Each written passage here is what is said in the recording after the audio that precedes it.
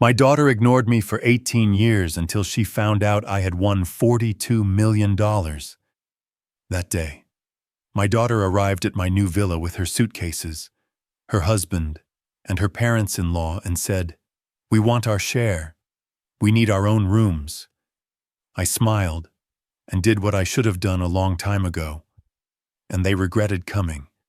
Before we continue, please subscribe to the channel and write in the comments what time it is where you are now. The camera flashes burned white spots into my vision. I stood there at the Florida Lottery headquarters in Tallahassee, gripping an oversized check for $42 million, while lottery officials pumped my hand and reporters shouted over each other. My face hurt from the forced smile. "Robert, you're the luckiest man in Florida," the lottery official's voice boomed through the microphone. "What's the first thing you'll buy?" I adjusted my grip on the ridiculous cardboard check. The thing was nearly as tall as I was. Nothing extravagant. I've lived simply for 70 years. That won't change. A reporter in the third row stood waving her recorder. "Do you have family to share this with?" The question landed like a punch. I held my smile. I have what I need. But the truth twisted in my chest. I had one daughter. Past tense felt more accurate after 18 years of silence. The press conference dragged on for another 20 minutes. Questions about my plans, my background, my retirement from the logistics company where I'd managed supply chains for 45 years. Every answer I gave became public record. My full name, my face plastered across screens. By Florida law, lottery winners couldn't hide. I felt exposed, vulnerable, like valuable cargo sitting on an unguarded loading dock. The money hit my account 4 days later, after federal and state taxes carved their portions. $28 million appeared in my checking account. 28 million. The number didn't feel real. I sat in my apartment that night, staring at the bank's website on my laptop. The balance mocked me with its string of zeros. I knew how to plan, how to anticipate problems, how to protect valuable cargo. That's what I'd done for 4 decades. Moved millions of dollars worth of products across the country, calculated risks, prevented theft.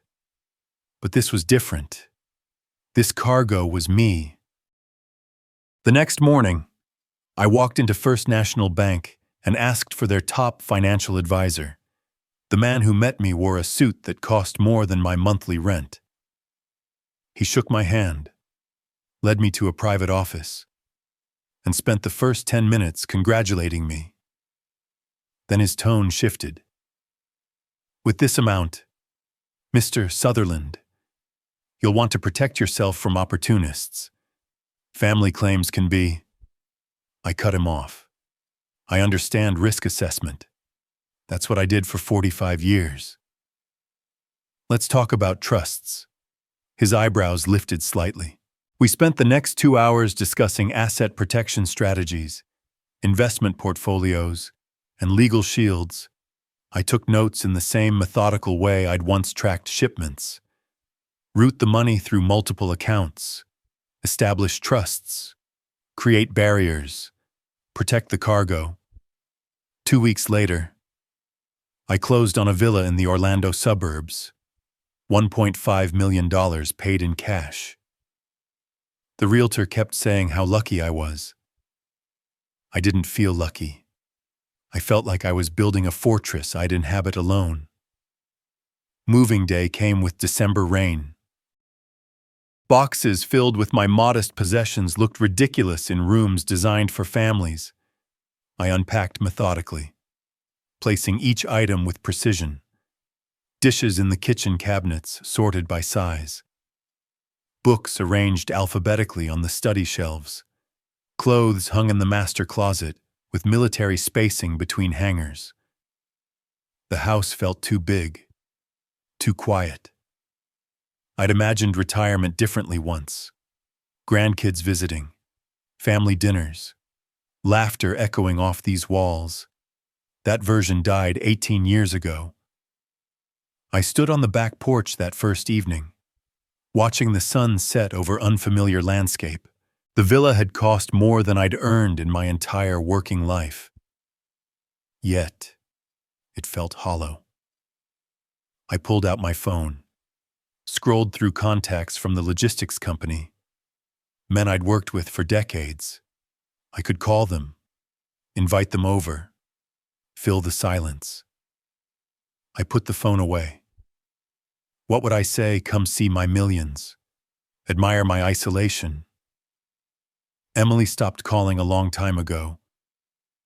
I stopped expecting her to start again. My daughter existed somewhere out there, living a life that didn't include me. I'd made peace with that, or told myself I had. 3 days after I moved in, the local news ran another story. I caught it by accident, flipping channels after dinner. Orlando retiree wins $42 million. There I was on the screen, frozen in that moment at lottery headquarters, holding the oversized check. The caption listed my name. The reporter mentioned my age, my background, the size of my winnings.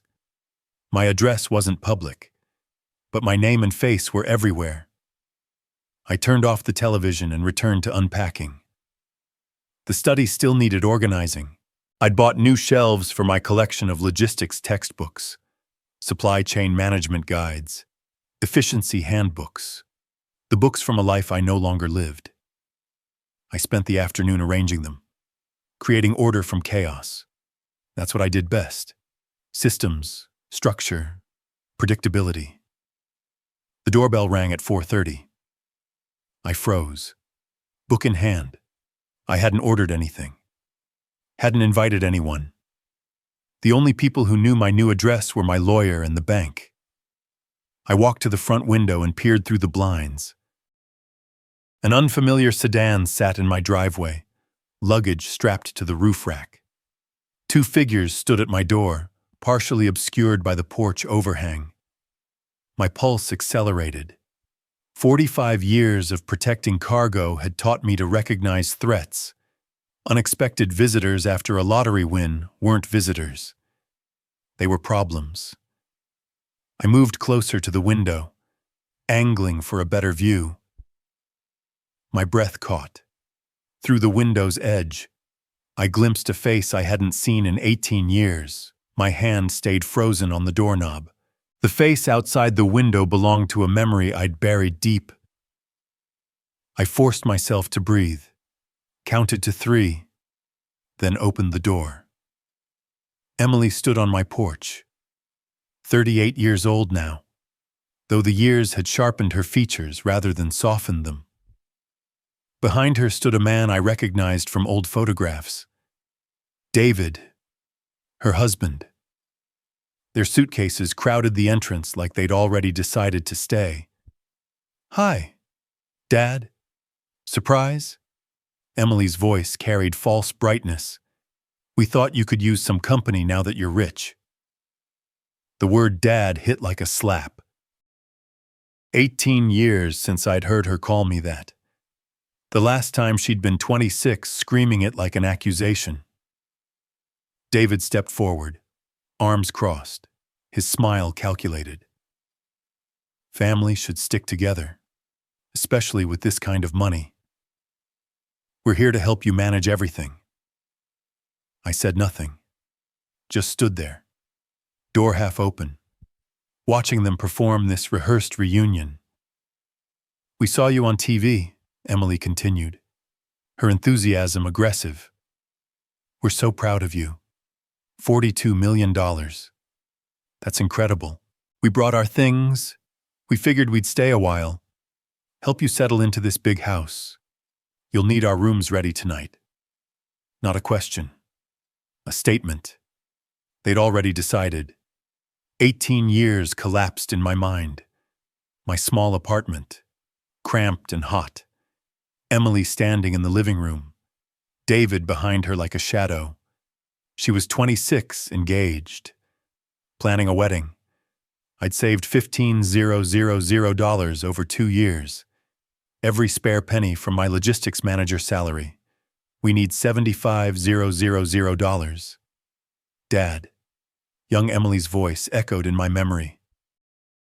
For the wedding and David's investment opportunity, it's a sure thing. I'd handed her the checkbook open to show the balance. It's all I have. Emily. For your wedding. $15,000. Take it with my blessing. Her face had twisted. $15,000. That's insulting. David's startup needs $75,000 minimum. You're a warehouse manager making $80,000 a year. You're nobody. You've never accomplished anything. It's everything I've saved, I'd said quietly. For you. She'd thrown the checkbook at me. The pages scattered across the floor.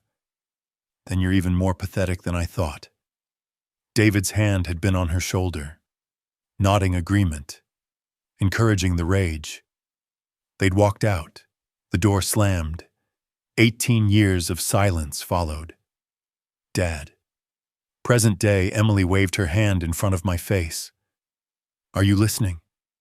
We need to get settled, I snapped back. Emily stood there, smile bright, eyes calculating. David had already picked up a suitcase, stepping past me into the foyer without invitation. You'll get exactly what you deserve, I said, my voice calm and measured. Give me time to think about arrangements. Emily's smile widened. She exchanged a glance with David. They interpreted my words as agreement, as weakness. David carried their luggage inside, his eyes scanning the villa like he was cataloging assets. He paused at the new television, the leather furniture, the modern kitchen visible through the archway, calculating value. Emily walked through the house, opening doors. This place needs work. The furniture's cheap. When are you upgrading? She claimed the largest guest room. This one's ours. Then pointed to the second bedroom. David needs office space for his business calls. I followed them silently, hands clenched at my sides, maintaining the careful neutrality I'd learned managing difficult clients. Show nothing. Reveal no emotion. Assess the situation. We should talk about getting power of attorney set up, Emily said, testing me. You're not getting any younger. Dad, someone needs to help you make decisions about all this money.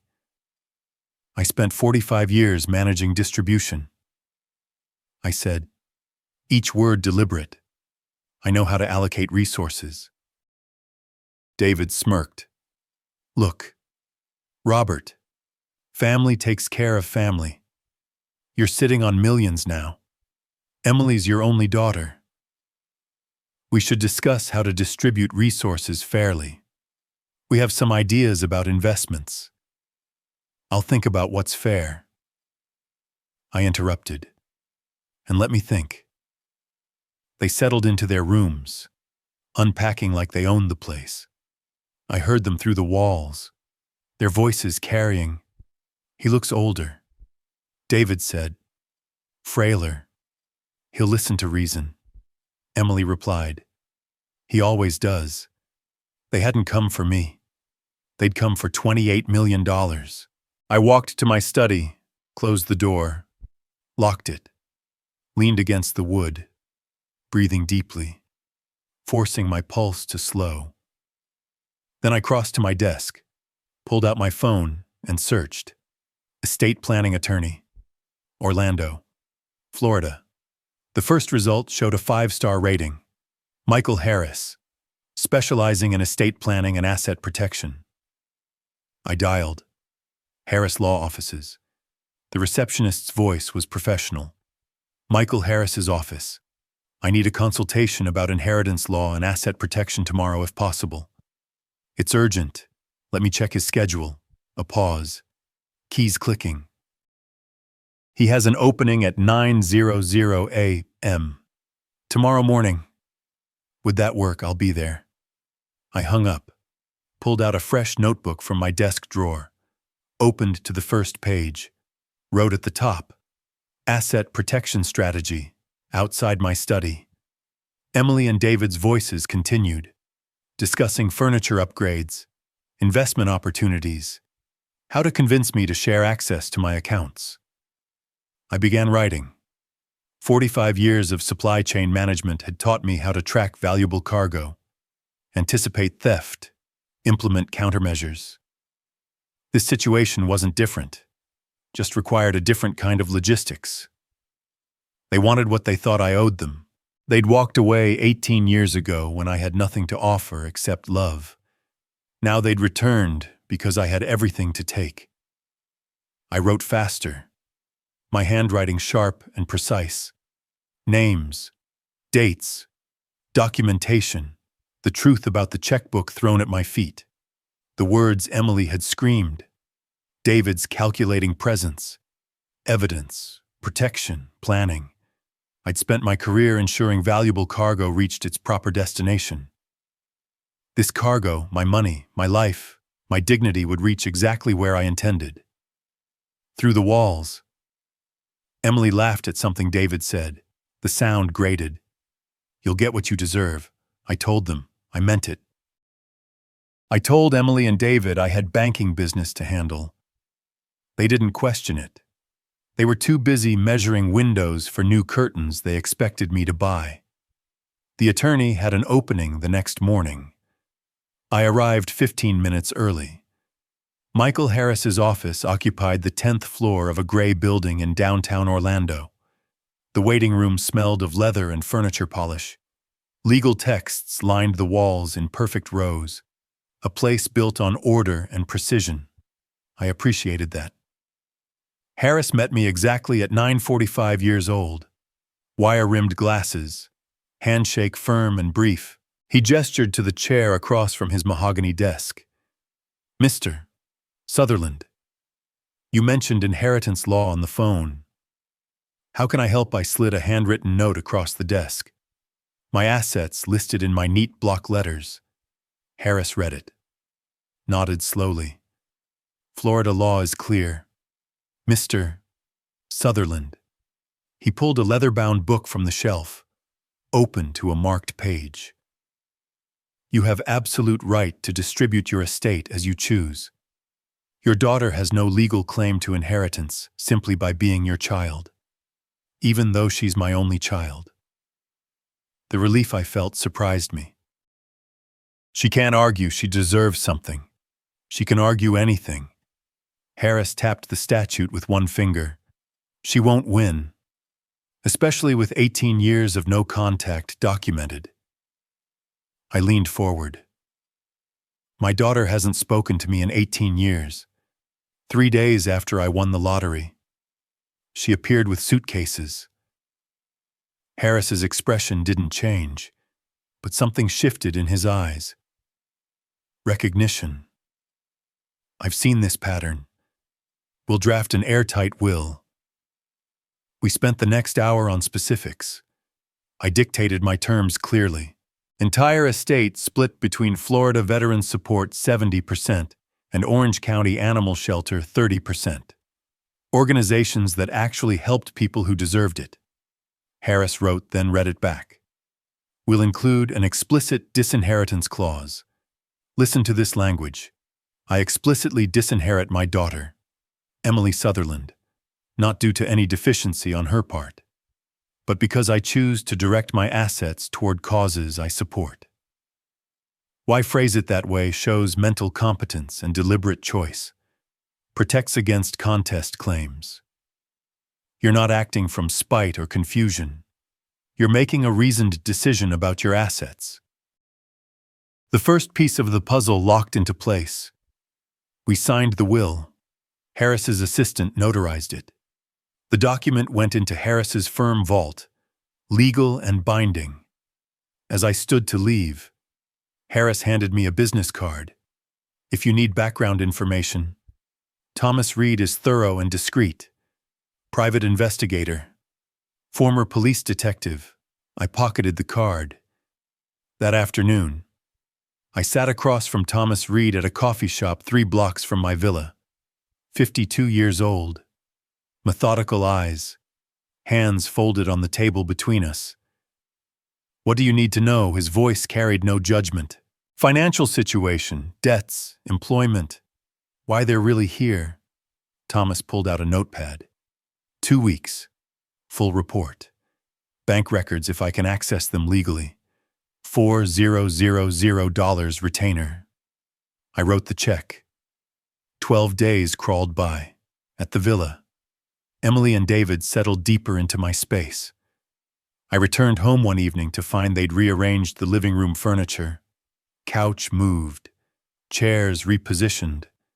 My carefully organized books scattered across new shelves they'd ordered without asking.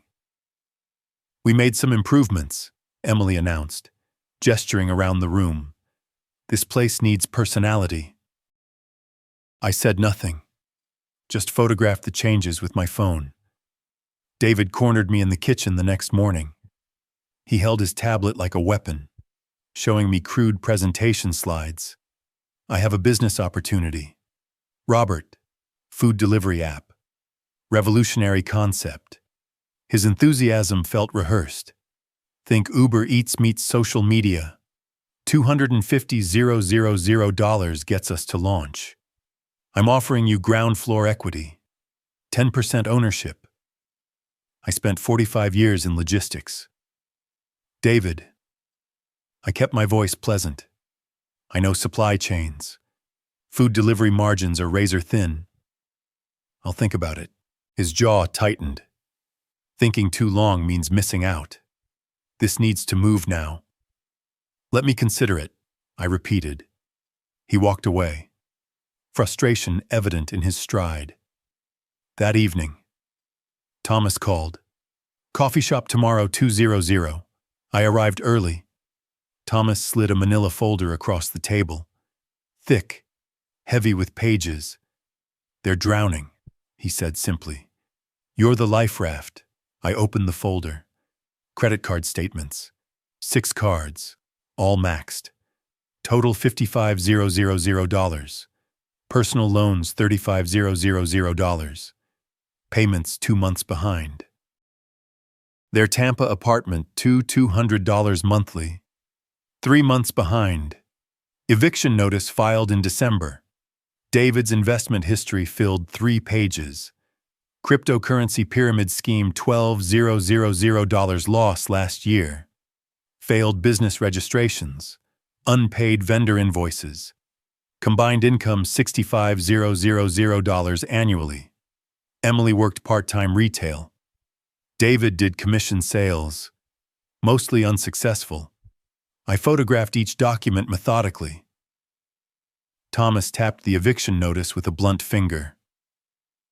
This was filed before your lottery win went public. They had nowhere to go. Not my daughter coming home. A debtor seeking a bailout. I paid Thomas. Thanked him. Drove back to the villa. That evening, Emily found me in the study. Dad, I hate asking. Her voice carried false casualness. But we have some unexpected expenses. Could you spot us $7,000 just until next month? Money goes fast. Emily. I met her eyes. I need to budget carefully. This has to last me 20, maybe 30 years. You just won $28 million. Her irritation flashed before the smile returned. $7,000 is nothing. I'll think about it. She left, jaw tight. Late that night, I sat in my locked study reviewing Thomas's reports. $100,000 in debt. Eviction pending. Failed investments. They didn't come to reconnect. They came because they had nowhere else to turn, and I was supposed to be easy money. I opened a new document on my computer, titled it Documentation Log. Started entering dates, conversations, demands, observations, every request, every complaint. Every moment they revealed themselves. Evidence collection had begun. 3 weeks passed. Mid-February brought warmer weather to Orlando. Emily and David grew more comfortable, more demanding. The villa felt smaller with their presence expanding into every corner. I planned carefully. Friday evening, I prepared dinner. Salmon, roasted vegetables, good wine. Set the table formally. Called them down from their rooms. They arrived curious, wary. I poured wine, raised my glass. Family is everything.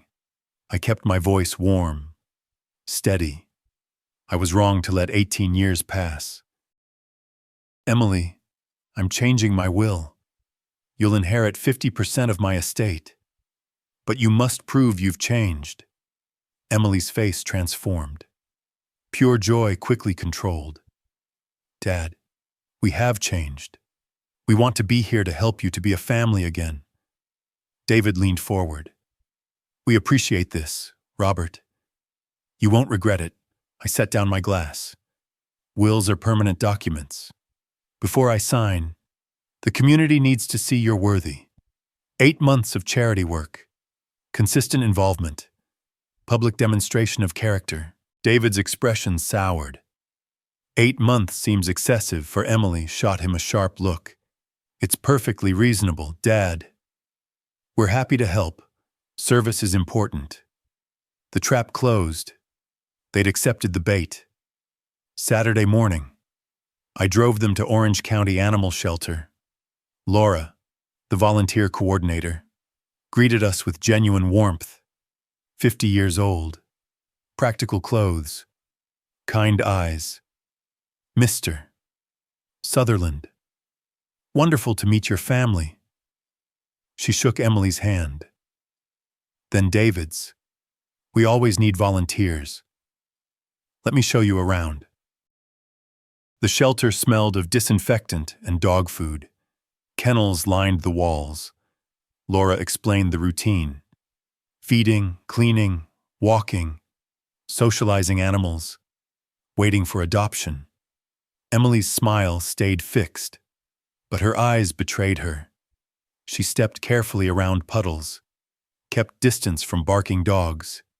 David barely touched anything, hands jammed in pockets. Your daughter doesn't seem comfortable with animals, Laura mentioned quietly to me later. Is she okay? She's adjusting. I played the protective father. This is new for her. Give her time. She'll come around. Laura's doubt showed, but she nodded. We volunteered 4 hours. Emily cleaned one kennel, moving slowly, grimacing when Laura wasn't looking. David stood nearby, offering useless suggestions rather than helping. I photographed them periodically, documenting our family time. I explained. They smiled for the camera. In the car afterward, David exploded. This is complete nonsense. Cleaning up after dogs for a will that should be ours anyway. You're her father. Emily grabbed his arm. Keep your voice down. $14 million. David. 8 months. We can pretend anything for that. I kept driving, watching them in the rearview mirror. We shouldn't have to pretend, David grumbled. He owes you. The following week, I arranged their participation in a veterans fundraiser. Hotel ballroom, 250 attendees, local media coverage. Emily and David stood beside me, greeting donors, smiling for photographers. A reporter approached. Mr. Sutherland. It's heartwarming to see you and your daughter reunited. How does it feel having family back in your life? I performed warmth for the camera. It's a blessing. We lost years, but we're making up for it by giving back together. Nothing matters more than family and service. The reporter loved it. The story ran the next day. Lottery winner reunites with daughter. Gives back to community. Perfect. At home, the mask dropped. I overheard them that evening from my study. How much longer do we have to keep doing this? David's voice carried through the vents. 7.5 months, Emily answered. Then we're set. Just smile and pretend you care about homeless veterans and shelter dogs. The old man's buying it completely. He's so desperate for family. He'll sign anything. We just have to play nice a little longer. I recorded every word on my phone. Florida's one-party consent law meant I could record conversations in my own home. Another piece of evidence filed away. 3 more charity events over the next 2 weeks. Each time Emily and David performed their roles. Each time they complained privately afterward. Each time I documented everything. The food bank where David complained about manual labor under his breath. The literacy program where Emily checked her phone constantly while supposedly helping children read. The park cleanup where both disappeared for an hour claiming bathroom breaks. Volunteers noticed. Comments filtered back to me. Your daughter seems distracted. The gentleman with you doesn't appear very engaged. Are they really interested in volunteering, or is this for publicity? I defended them publicly. Assured everyone they were adjusting, learning, growing into their roles. Privately, I noted every observation, every complaint, every moment of their failure. Late at night in my study, I reviewed videos on my phone, footage from the animal shelter, Emily grimacing while Laura demonstrated kennel cleaning, screenshots from the veterans event, David checking his watch repeatedly while donors spoke, photos from the park cleanup, both of them sitting on a bench scrolling phones while others worked. I saved each file to a folder labeled Evidence Collection. Then I opened a new document, titled it Phase 3, Escalation, downstairs. David's voice drifted up through the floor. How much longer do we have to keep doing this? 8 weeks of charity performances. 8 weeks of documented contempt. They were getting impatient. Perfect, late March evening, after another food bank shift. David found me in the kitchen while I washed my coffee cup. Emily appeared in the doorway behind him. Coordinated, rehearsed. David stepped close, finger jabbing the air near my chest. 8 weeks of charity work. We've jumped through every hoop. $150,000. That's nothing to you. Call it an advance on inheritance. I set down the cup, stayed motionless. Inheritance is a legal term meaning assets transferred after death. I'm alive. My money remains mine. Typical. His sneer twisted his face. Sitting on millions while family struggles. Some father you are. Emily perched on the counter, legs swinging, head tilted in that practiced sympathy pose. Her voice dripped honey. Dad, we've proven ourselves. We've volunteered, done everything you asked. Don't you trust us yet? Trust is earned over years, not weeks. I kept my tone factual, and this isn't about trust. It's about financial responsibility. Her mask slipped, voice sharper. Financial responsibility. You won the lottery. That's not exactly prudent investment strategy. David lost control then. Let's be honest. You were nobody before that lottery ticket. A warehouse manager pushing boxes. You got lucky. Nothing more. You don't deserve this money any more than we do. The insults rolled off me. I'd heard variations before. I worked 45 years, saved carefully, lived within my means. What have you earned? David, we're earning it now, suffering through your charity parade, pretending to care about your legacy. Emily didn't stop him, just stood there, arms crossed, nodding. Her silence spoke volumes. I offered what I could afford 18 years ago. I said, I'm offering what's fair now. Nothing. David stormed out. The guest room door slammed hard enough to rattle the pictures on the wall. 30 minutes later, the doorbell rang. Susan Mitchell stood on my porch holding a container of homemade cookies. 62 years old. Friend from the senior center. Kind eyes behind bifocals. Thought I'd drop these by. She smiled. Haven't seen you at the center in weeks. I let her in. Emily was in the kitchen, angrily washing dishes she'd thrown into the sink. David's door remained closed. Susan sensed the atmosphere immediately. Did I come at a bad time? Just family discussion. Nothing serious. We sat on the front porch with coffee. Spring air carried the scent of someone's jasmine hedge through the open window behind us. Voices carried clearly. David to Emily. Your father is a selfish old man. After we get the inheritance, we're done with him. Emily's response. 8 months. We can tolerate him for 8 months. Then we never have to see him again. Susan's hand covered her mouth. She turned to me. Shock written across her face. I appeared unsurprised. She whispered, Robert, you heard that. I know exactly what they are. They're using you. You need to protect yourself. Cut them off now. I pulled out my phone, opened the recording app. Florida law allows me to record conversations in my own home. I've been collecting evidence. Her eyes widened. You're building a case.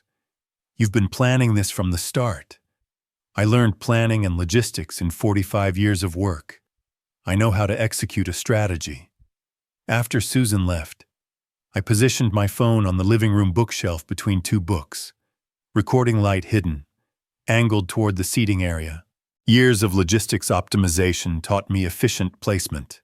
I returned to the kitchen, where Emily and David had emerged. No advances, no loans. I kept my voice level. The will stands as promised. 50% after I'm gone. Not before. David's laugh came out bitter. After you're gone. And when will that be? The implicit threat hung there. Emily quickly covered. David didn't mean that. We're just frustrated. I understand frustration. I met David's eyes. Statistically. Lottery winners don't live long. Stress, sudden lifestyle changes. When will that inheritance actually kick in? David means we hope you live forever. Dad, Emily's voice rose slightly. We're just planning for the future, whenever that is. I plan to live a long time. I smiled without warmth. Very long. Decades, hopefully. You might be waiting a while. David's jaw clenched. He left the room without another word. Late that night, I sat in my study with headphones playing back recordings. David's insults, failure, nobody. Selfish old man. Emily's private admission. Tolerate him for 8 months. Then never see him again. David's veiled threat about my death. I transferred the files to Michael Harris via encrypted email. Subject line. Additional evidence of character. March recordings. Every word they spoke tightened the noose they didn't know they were wearing. My phone buzzed at 6:30 in the morning. Unknown number. I answered. Mr. Sutherland, this is Patterson and Associates. We represent your daughter, Emily Sutherland, in a matter of familial support obligations. I sat up in bed. Go on. Miss Sutherland has retained our services to pursue legal remedies regarding financial support.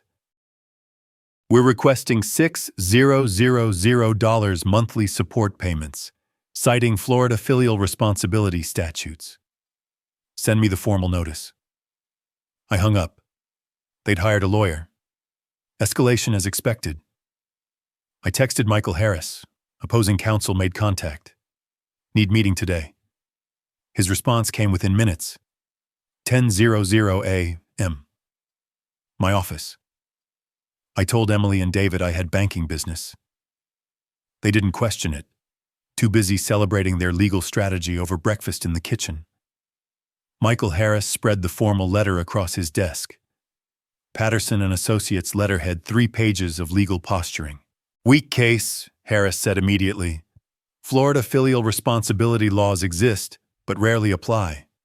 They'd need to prove you're legally obligated to support an adult child. You're not. Can they win? No. But they can make noise. Cost you time and legal fees. That's the strategy. Annoy you into settling. I'm not settling. Harris nodded. Then we prepare our defense. I'll draft a response citing your documented generosity 18 years ago, their subsequent abandonment, their recent opportunistic return. We'll mention the charity work requirement you imposed shows you're not withholding support capriciously. What about the recordings? We'll hold those in reserve. Let them pursue this action. Every step they take generates more evidence of bad faith. I drove back to the villa midday. Emily and David waited in the living room. Their lawyer must have called them. Dad. Emily stood, tears already flowing. Performance ready. We hired a lawyer because we're desperate. You won't help us, and we have nowhere else to turn. Is this what you want, your daughter homeless? The 18-year-old wound opened. I felt my control crack. You had somewhere to turn 18 years ago. My voice shook. You turned away from me. You made that choice. We were kids. You should have given us what we needed. You were 26. I stood. Anger finally breaking through. I gave what I could afford. It wasn't enough for you then. Nothing will be enough for you now. David stepped forward, aggressive. We're taking this to court. A judge will see a rich old man hoarding millions while his daughter suffers. You'll be ordered to pay. I've consulted attorneys better than yours. Your case is weak. Florida law doesn't compel parents to fund adult children's lifestyle choices. We'll see, David sneered.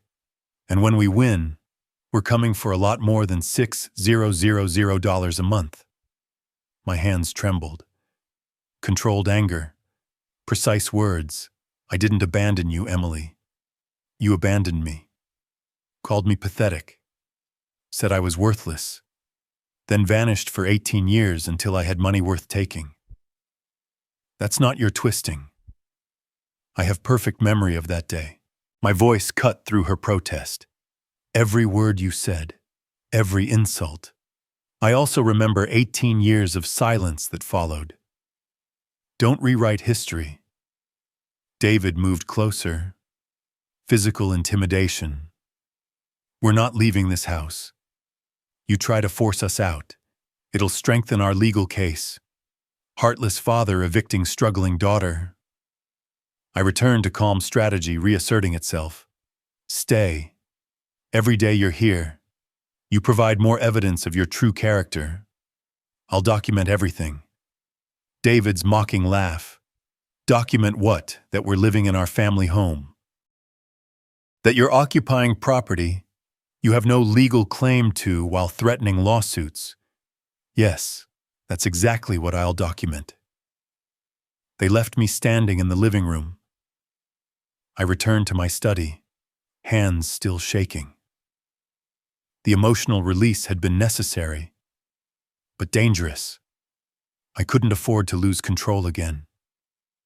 Late that night, I reviewed the villa's floor plan, marked recording device locations with red dots, kitchen, living room, hallway near guest rooms, comprehensive coverage, loud voices from the guest wing, Emily and David arguing. Her voice carried, "This isn't working." He's not scared. David's response. Then we need something bigger, a public event where he can't hide. I leaned closer to the door, recording phone in hand. A notification appeared on my computer screen. Reminder. Orange County Veterans Gala, April 15th. Speech requested. I stared at the date. 3 weeks away. 3 weeks to prepare. 3 weeks. While Emily and David plotted their next move, I had bigger plans of my own. Michael Harris's conference room table disappeared under evidence. Recordings, photos, detective reports. We reviewed everything methodically. The Veterans Gala has 300 expected attendees, Harris said, tapping the venue layout. Local media coverage, prominent community members. Perfect venue for revelation. I clicked through the presentation on his laptop. Audio clips edited for clarity. Photos arranged chronologically. Timeline graphics. I want everything public. Their own words, their own actions. No spin, no interpretation. Just facts. Once those recordings play publicly, Emily and David will retaliate legally. Harris's eyes met mine. Defamation lawsuit. Emotional distress claims. Everything they can file. Truth is absolute defense against defamation. I have receipts, timestamps, witness corroboration. Let them sue. Harris nodded slowly.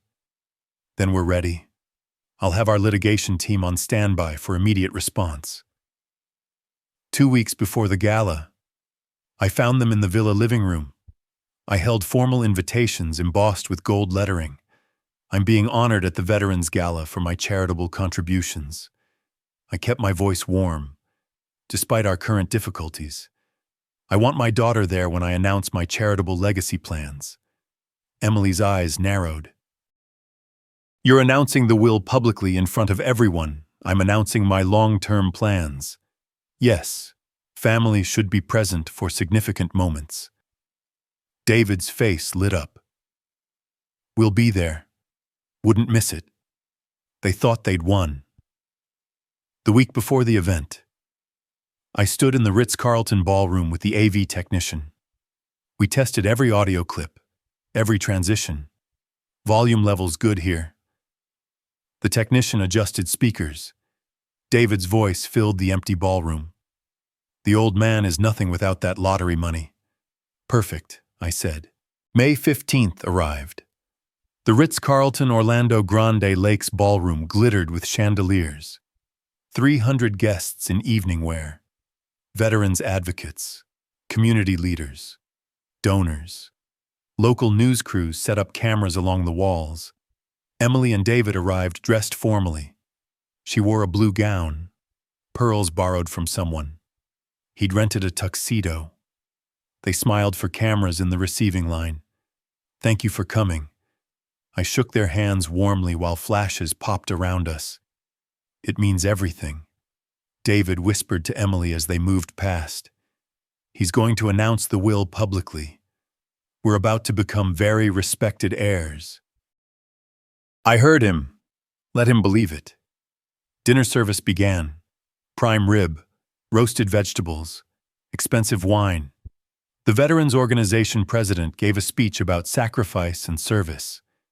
Then his introduction. And now Robert Sutherland, whose generosity has transformed our programs. I took the podium. Emily and David sat in the front row, confident smiles fixed in place. Thank you for honoring me tonight. I gripped the podium edges. I want to talk about family sacrifice and what we truly value. I discussed veteran service, parallels to personal sacrifice. The audience nodded along, engaged. Then I shifted. My daughter Emily is here tonight. We were estranged for 18 years. When I won the lottery, she returned. I want to show you why. The screen behind me lit up. I clicked the remote. David's voice filled the ballroom through premium speakers. The old man is nothing without that lottery money. He's always been a failure. We just need to wait him out. Gasps rippled through the audience. Emily's face drained of all color. David froze, fork halfway to his mouth. I clicked again. Emily's voice. I'll tolerate him a few more months, then get the money and never see him again. Photos appeared on screen. Emily grimacing at the animal shelter. David on his phone. ignoring the volunteer coordinator. Third clip. David asking, "When will that inheritance kick in?" The implied threat clear. Timeline graphics showed the 3-day gap between lottery broadcast and their arrival. My voice steady over the presentation. 18 years ago. They demanded $75,000. I offered $15,000. My entire savings. They called me pathetic and disappeared until I had $28 million. Final slide. My official will redacted but clear. Florida Veteran Support, Orange County Animal Shelter, and the clause. I specifically disinherit my daughter, Emily Sutherland. These organizations serve those who sacrificed everything. I said, my family sacrificed nothing but appeared when money did. My legacy goes to those who deserve it. Silence. Then scattered applause. Then overwhelming, sustained applause. Veterans in the audience stood, some saluting. Emily shot to her feet. How dare you? You're a liar. David lunged toward the podium. Security guards in black suits intercepted smoothly, professional hands redirecting him toward the exit. That's out of context. Emily screamed. You recorded us illegally. Florida is a one-party consent state. My voice remained calm, amplified through the microphone. These recordings are completely legal, and context doesn't change your words. An older veteran stood during the applause. Sir, you honor us by ensuring your legacy supports those who served. Your family's betrayal makes your generosity even more meaningful. Genuine emotion cracked my composure for the first time. You gave years of service. They gave 3 days of performance. The choice was obvious. Security escorted David and Emily toward the exit, still shouting. Reporters followed. Microphones extended. Cameras rolling. This isn't over. David's voice carried across the ballroom. You can't humiliate us publicly and get away with it. I stood at the podium. Microphones still live. I didn't humiliate you. I played your own words. You humiliated yourselves. Emily's scream from the doorway. We're family. You owe us. My final response. I owed you love and support when you were a child. I gave that. You owe me nothing now. I owe you nothing. We're even. The doors closed behind them. The ballroom erupted in applause again. I stayed at the podium composed as chaos swirled in their wake. 6 days later, Michael Harris called. They filed. Defamation, emotional distress, elder exploitation. Everything we expected. How bad week. Patterson and Associates. The same firm from before. Asking for $7 million in damages. Judge Elena Vargas assigned. She's fair, but doesn't tolerate nonsense. 2 weeks later, I stood outside Orange County Courthouse. June morning. Humid. Sun already intense. Harris met me on the steps. Both hearings today. He said, eviction at 10:00, defamation preliminary at 2. Efficient scheduling. The eviction hearing took 20 minutes. Emily and David's attorney couldn't dispute the facts. They'd refused to leave when asked. No lease, no rental agreement, no legal right to occupy my property. Judge Vargas's gavel fell. 45 days to vacate. Next case. The defamation hearing drew more attention. Media packed the gallery. My presentation from the gala had gone viral. Local news, social media, national coverage. Patterson, their attorney, looked tired. Your Honor, Mr. Sutherland deliberately humiliated our clients in a public forum, causing severe emotional distress and reputational harm. Judge Vargas turned to Harris. Response: truth is an absolute defense to defamation in Florida. Harris placed authenticated recordings on the bench. Every statement Mr. Sutherland made was substantially true, supported by audio evidence, photographic documentation, and witness testimony. The recordings were made without consent. Patterson objected. Florida is a one-party consent state, Harris replied calmly. Mr. Sutherland was present for or the subject of every recorded conversation. Completely legal. Judge Vargas reviewed the evidence, listened to audio clips through headphones, studied photos, read witness statements from Susan Mitchell and shelter volunteers. She removed the headphones. Mr. Patterson, your client's own words condemn them. Nothing Mr. Sutherland presented appears false or misleading. Truth is indeed an absolute defense, but the emotional harm was self-inflicted by your client's choices and statements. Dismissed with prejudice. The gavel struck. Mr. Sutherland may file for costs under Florida's anti-SLAPP provisions. Outside the courthouse, reporters surrounded me. Mr. Sutherland, how does it feel to have the court validate your actions? I chose words carefully. I don't feel victorious. I feel finished. This needed to end. And now it has. Will you pursue damages against your daughter? No. She has nothing left to take. This was never about money for me. It was about truth. Days later, I returned to the villa. The guest wing sat empty. They'd taken their possessions and fled, leaving the state. According to Thomas Reed's update, California. Apparently, fresh start. Same patterns. Susan called that evening. I saw the news. The judge threw out their entire case. How does it feel? I don't feel victorious, I repeated, staring at my reflection in the kitchen window. I feel finished. This needed to end, and now it has. You protected yourself. You did what was necessary. Necessary, that's the right word. Not satisfying, just necessary. Late that night, I walked through the empty guest bedroom, found a forgotten photo under the bed.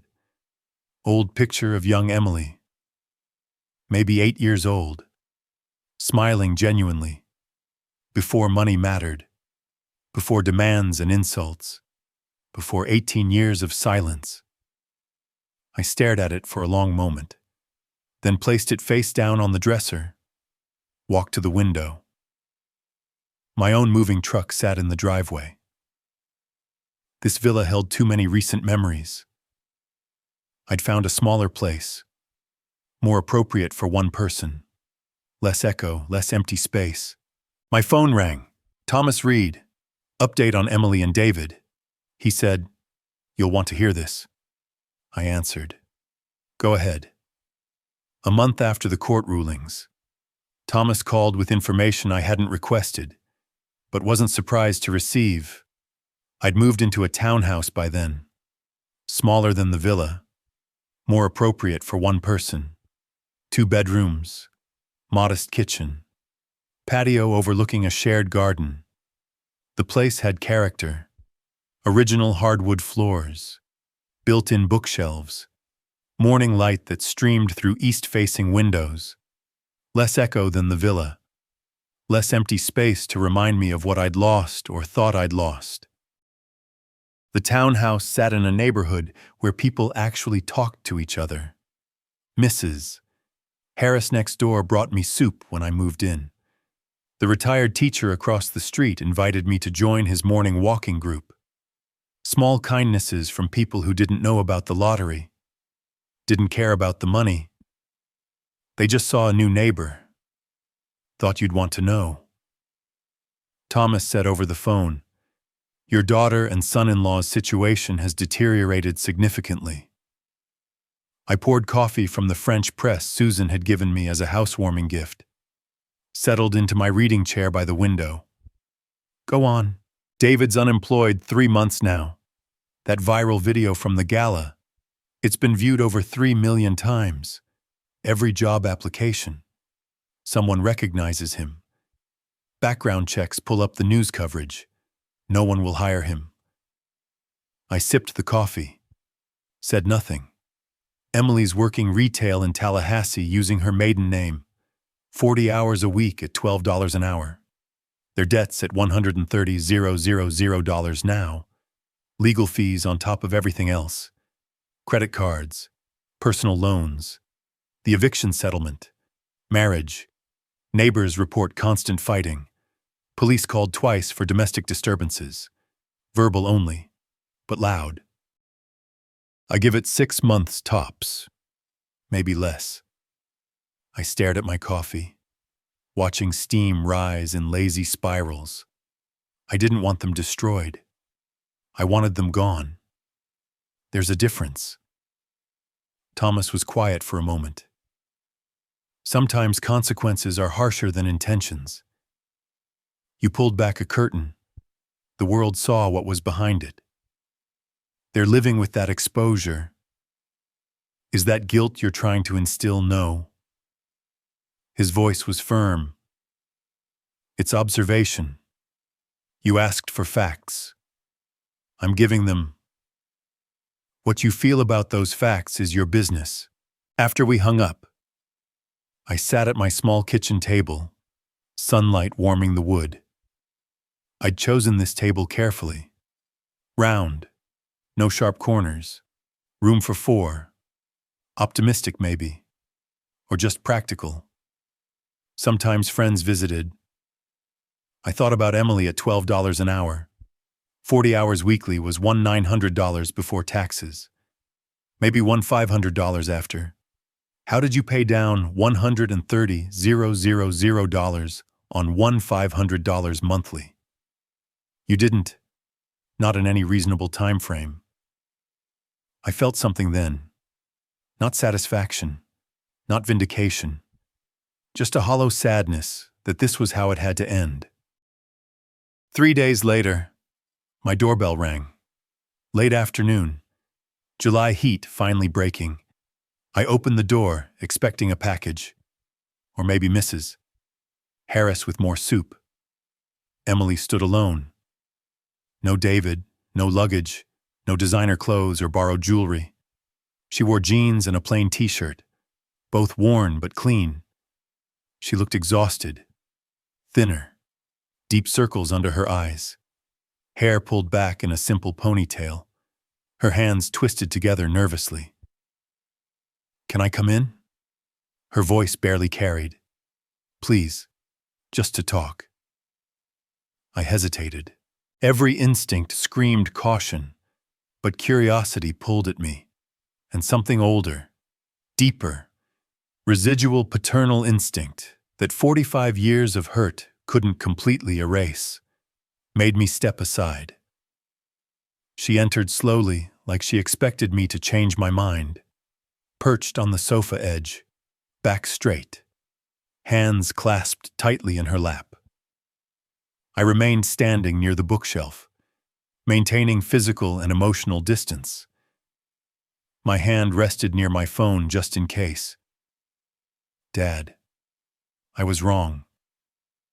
Tears started immediately about everything 18 years ago, and now I've been reflecting. The lawsuit, losing everything, David leaving. It made me see what I'd become. I watched her perform. 45 years of managing people taught me to spot genuine emotion versus calculated presentation. I stayed silent. Let her continue. I was greedy. I used you. I said horrible things. She looked up, tears tracking mascara she'd clearly applied in the car. You deserved so much better. I don't want your money. I just want my father back. Can we start over just as family? Every father wants to believe their child can change. That's hardwired into us. Some biological imperative that survives betrayal and disappointment.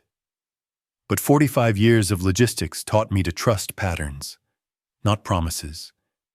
Data over hope. I moved to the chair across from her, maintained the coffee table between us like a demilitarized zone. What changed? Emily. You knew about the money when you sued me for $500,000. You knew about it when you and David recorded those complaints I played at the gala. What specifically changed in the past month? She wiped her eyes with the back of her hand. Losing everything made me realize what matters.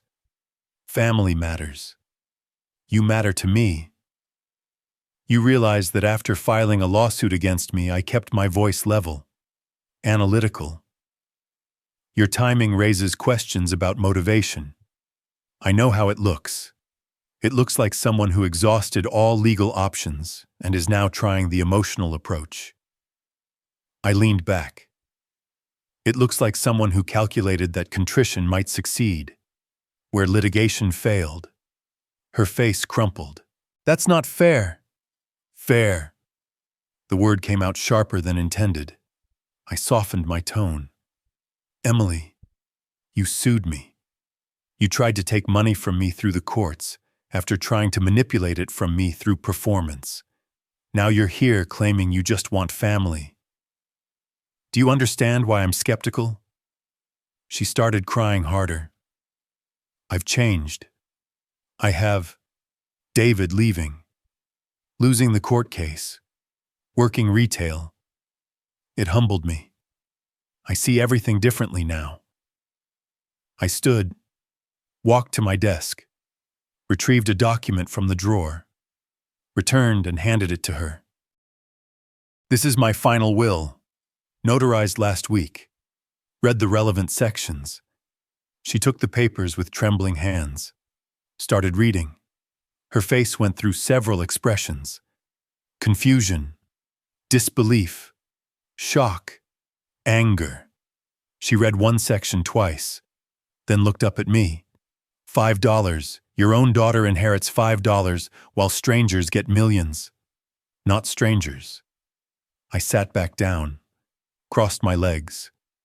Organizations serving those who gave everything and asked for nothing. Veterans who sacrificed years of their lives. Animals who never had choices. Elderly people who worked hard and still struggle.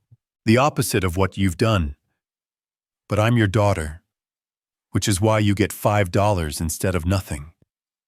I leaned forward, hands folded. Florida law requires specific mention to prevent accidental omission claims. That dollar proves I didn't forget you. I explicitly chose this. Her hands shook, rattling the papers. How can you do this? Let me be very clear about something. I held her gaze. I love you. Emily, that's not conditional. You're my daughter, and some part of me will always love you. But I don't trust you. Love doesn't require trust, but relationships do. You destroyed trust 18 years ago when you called me pathetic and walked away. You destroyed it again this year when you returned only because I had money. That's not true. It is true. 3 days after my lottery win aired on television, you showed up. 18 years of silence and suddenly 3 days. The timing tells the story. How can you say you love me while cutting me out? Her voice rose, tears flowing freely. That's not love. Love means wanting good for you. Trust means believing you want good for me. I kept my voice steady. I have one, not the other. I want you to be happy, healthy, successful. I want you to find genuine relationships and purposeful work. That's love. But I can't rebuild what you won't stop breaking. That requires trust. She stared at the will, then back at me. So that's it. I get nothing. You get the consequences of your choices. We all do. I gestured at the document. I'm leaving my estate to organizations that help people who sacrificed without expecting reward. People who serve others instead of serving themselves. That's the legacy I want. Not family name, not bloodline, impact and service. The tears stopped abruptly, like turning off a faucet. Rage flooded her face. replacing the calculated desperation. After everything, you're really leaving me $5. She stood, papers falling to the floor. You're a bitter old man hoarding money. You'll die alone with your precious charities. No family, no legacy except checks to strangers. I remained seated, calm. I won't die alone. I'll die surrounded by people who cared about me before I had money, and who will care after I'm gone. People who volunteer beside me at the shelter, friends at the senior center, neighbors who bring me soup. You had that opportunity twice, once 18 years ago, again this year. You chose differently both times. She stormed toward the door, face twisted with fury, turned back, finger pointing. I hope you enjoy being right. I hope your righteousness keeps you warm at night. I'm not trying to be right. I spoke to her, retreating back. I'm trying to be safe. There's a difference. I have people who value me for who I am, not what I have. You could have been one of them. The door slammed hard enough to rattle the pictures on my wall. I walked to the window, pushed aside the curtain, watched her get into a beat-up sedan, primer spots on the fenders, cracked windshield. She sat motionless in the driver's seat. Minutes passed. 5, then 10. I could see her shoulders shaking, hands pounding the steering wheel repeatedly. Grief or rage, I couldn't tell. Maybe both. Then the engine started. She backed out fast, tires squealing slightly on the asphalt. The car disappeared around the corner. I stood at the window long after she'd gone, hand resting on the curtain. This was the ending. Not the one I'd wanted as a young father holding a newborn daughter in the hospital, counting her tiny fingers, imagining her future. Not the one I'd dreamed about during her childhood, teaching her to ride a bike, helping with homework, planning for her college years. But the one her choices created and mine. The acceptance of that felt heavy, but not crushing, just real. That evening, Susan arrived with dinner. I'd mentioned Emily's visit when she called earlier, and she'd insisted on coming over. She brought her famous chicken pot pie, still warm from the oven. We sat on my small patio, evening cooling the summer air. The shared garden below showed signs of careful tending, tomatoes on stakes, basil in containers, marigolds bordering the paths. How do you feel? She set down her fork, studied my face. Sad, but certain. I met her eyes. She didn't come to reconnect. She came to position herself for future access. I heard it in every word, saw it in every gesture. This was strategy, not sincerity. Susan nodded slowly. How could you tell the tears stopped the instant I made the inheritance final? Like flipping a switch. Grief doesn't work that way. Manipulation does. You gave her every chance. Multiple chances. 18 years ago. I offered what I could. This year, I offered charity work as a path to rebuild trust. Tonight, I would have accepted genuine accountability. She chose performance every time. Susan reached across the small table, squeezed my hand briefly. The Senior Center is organizing a fundraiser for the veterans program you support. They want to name a scholarship after you, the Sutherland Veterans Scholarship. I shifted uncomfortably. I don't need my name on anything. It's not about what you need. It's about what your actions inspired in others. She smiled. You donated $300,000 to their programs. That matters. That creates change. Let people honor that. My phone rang. Jerry from the retirement community inviting me to join their weekly poker game Wednesday nights. I accepted. Made a note on the calendar. Before I could set the phone down, it rang again. Laura from the animal shelter, thanking me for the recent donation that funded their new medical wing.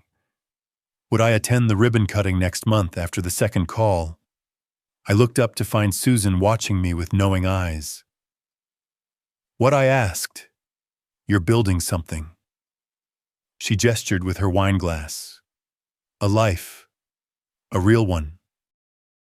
Not the isolated existence you had at the villa, and not the family you tried to force into being. This is organic. Real connections with real people. I realized something then. Sitting in the cooling evening with a friend who asked nothing from me except my company. This was my family now.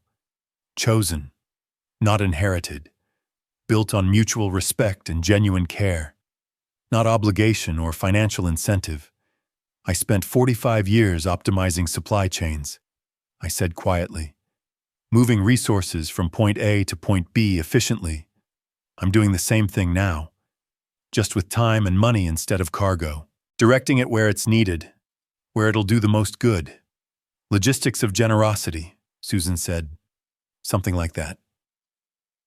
We sat in comfortable silence as stars emerged one by one above the garden. Somewhere Emily was driving back to Tallahassee. Back to her minimum wage job and mounting debt. Back to consequences she'd created. I felt no triumph in that. No satisfaction in her struggle. Just the quiet certainty that I'd protected myself while staying true to my values. That I'd drawn necessary boundaries while maintaining my capacity for love.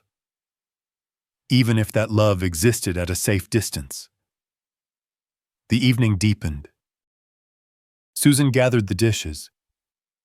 Same time next week. I'll be here.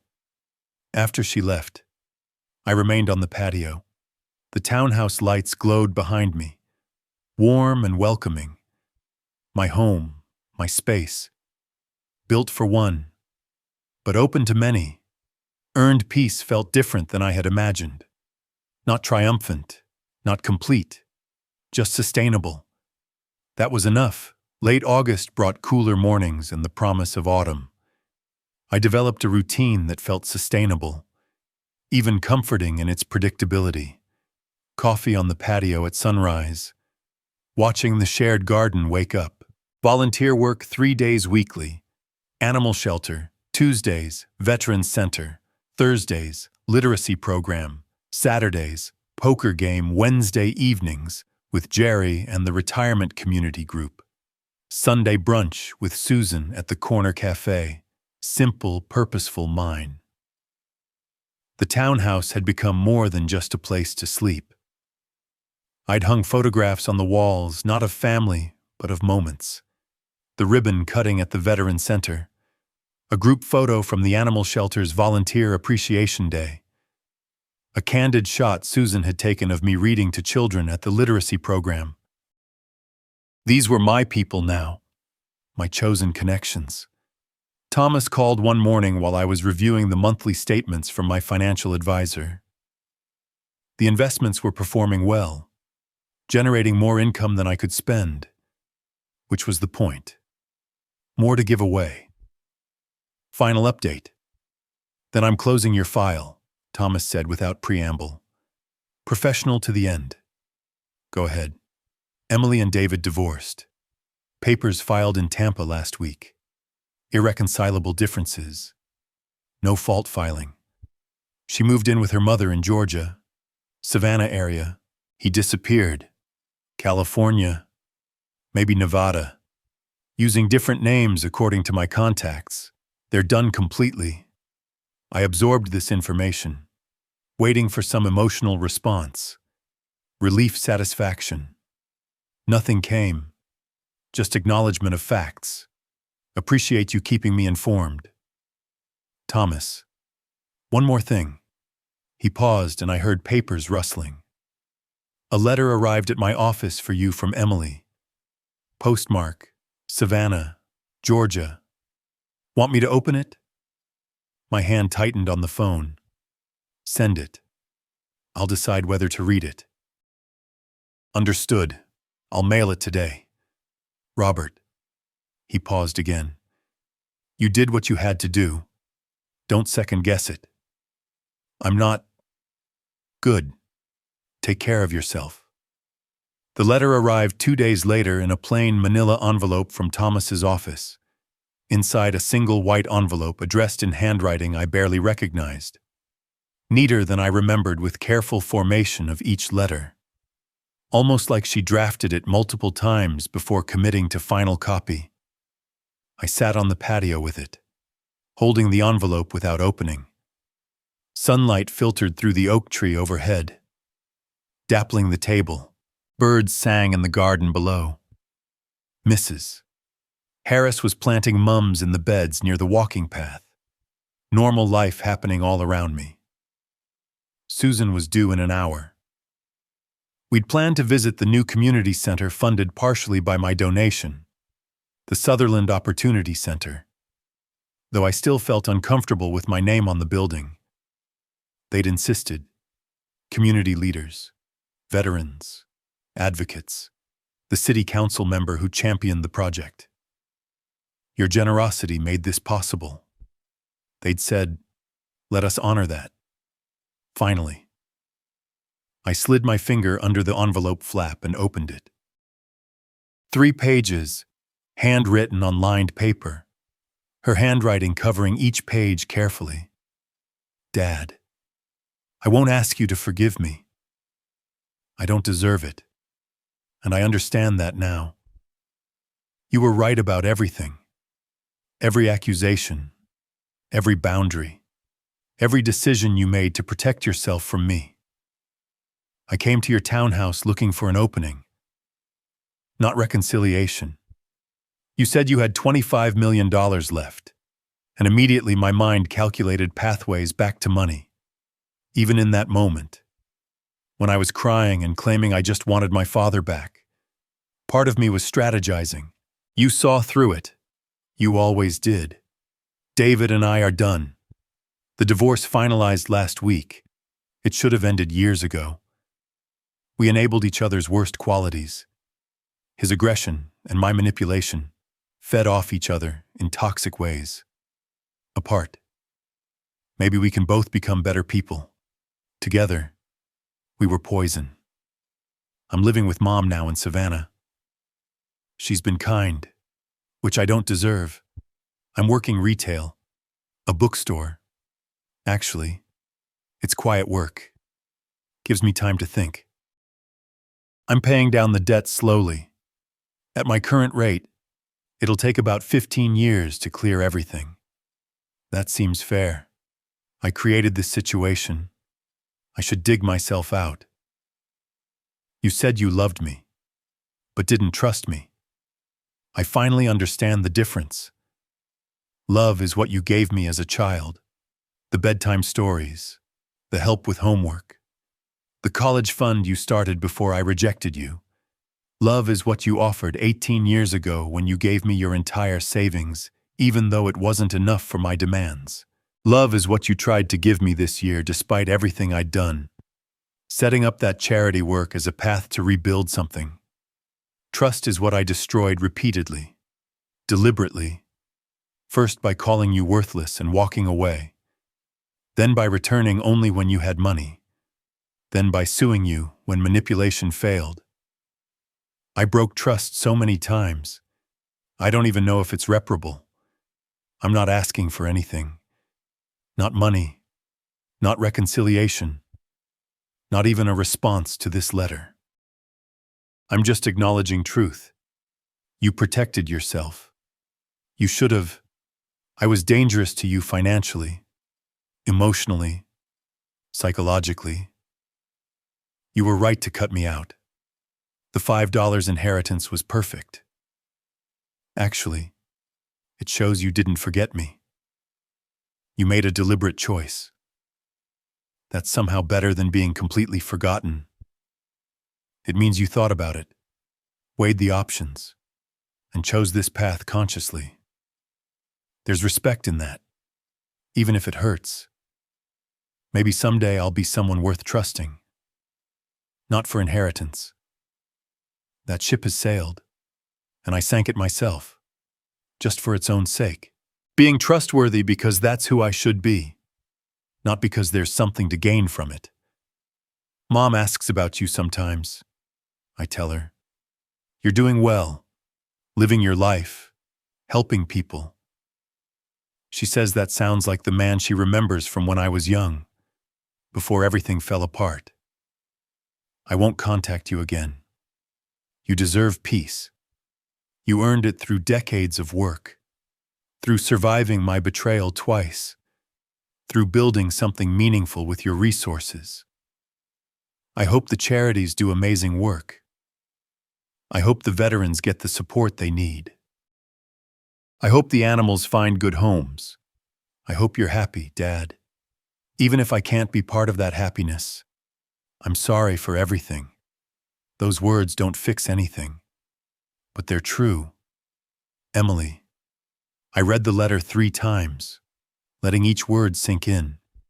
Then I folded it carefully, placed it in my desk drawer, acknowledgement preserved, but not answered. Some doors stayed closed for good reason, even when the person on the other side finally understood why. The dedication ceremony for the Sutherland Opportunity Center happened 3 days later. Mid-morning warm sunshine, the new building gleaming with fresh paint and possibilities. The structure housed both veteran services and job training programs.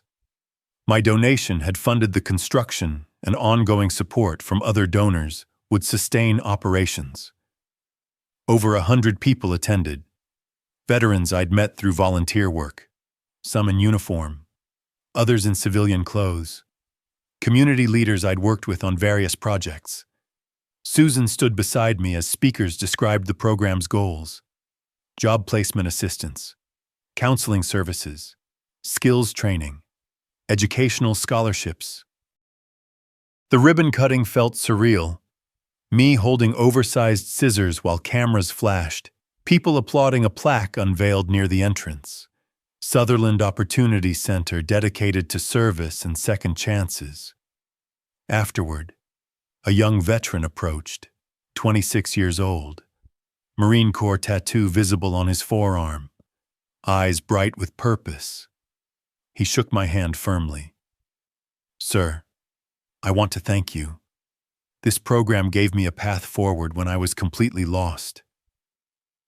His voice carried conviction. I served 8 years, came home, couldn't find work, couldn't adjust. This place, he gestured at the building. It gave me direction. I start college next month on the Sutherland Veterans Scholarship Criminal Justice Program. I want to help other veterans navigate the system. You earned it through your service, I said. I just moved money around. You did the hard part. Serving, surviving, showing up to rebuild your life. Still, it matters.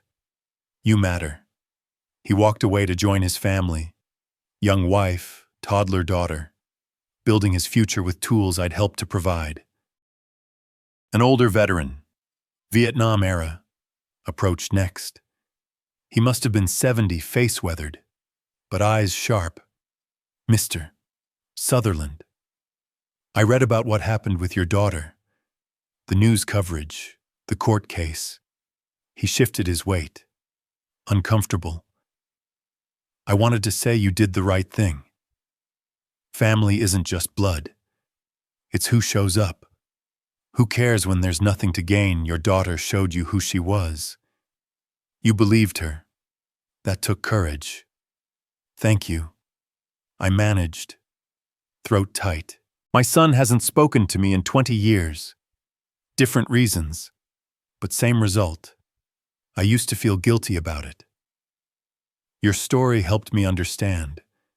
Sometimes love means distance. Sometimes protection requires boundaries. He gripped my shoulder briefly. You gave your resources to people who earned it through service. That's honorable. Don't let anyone make you feel otherwise. The conversations continued, person after person, sharing how the programs had helped them. thanking me for making it possible. Each story reinforced what I'd chosen. Impact over inheritance, service over bloodline, purpose over family obligation. Over the following weeks, I saw the ripple effects multiply. 75 veterans receiving educational funding through the scholarship program. 250 animals finding permanent homes through improved shelter facilities. Medical care, behavior training, adoption support. Elderly community members accessing services they needed. Meal delivery, transportation, social programs preventing isolation. The literacy program expanded to serve 3 additional schools. The food bank bought a refrigerated truck with my donation, tripling their capacity to serve families.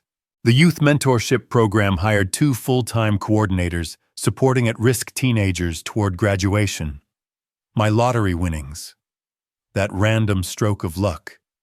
That ticket purchased on impulse at a gas station was creating waves of positive change that would continue long after I was gone.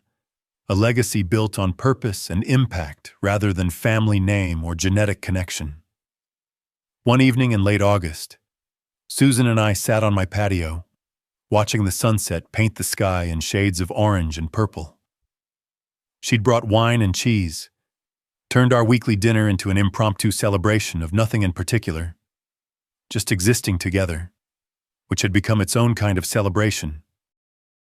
Second-guessing herself, she sipped her wine, eyes on the horizon. No, mourning what could have been. Maybe, but not questioning what had to be. I watched clouds shift colors as the sun descended. When Emily visited, when she sat on my sofa crying, I saw calculation in her eyes. The performance. She mentioned $25 million, and I saw her mind working. Computing angles. She wasn't there for reconciliation. She was there for positioning. You gave her every chance. Multiple chances over multiple decades. She made her choices. You made yours. That's not cruelty. It's survival. My phone buzzed. Text from Jerry about Wednesday's poker game. Another from Laura at the animal shelter about volunteer appreciation dinner next month. A third from the senior center about their upcoming fundraiser. You know what I realized? I set down my wine glass, turned to face her. For 45 years, I managed supply chains, moving things from where they were to where they needed to be, optimizing routes, minimizing waste, ensuring valuable cargo reached the right destination. That's what I'm still doing, just with money instead of cargo. Moving resources to people who need them, who'll use them well, who deserve support. Susan smiled. That knowing expression I'd come to appreciate. Logistics of generosity.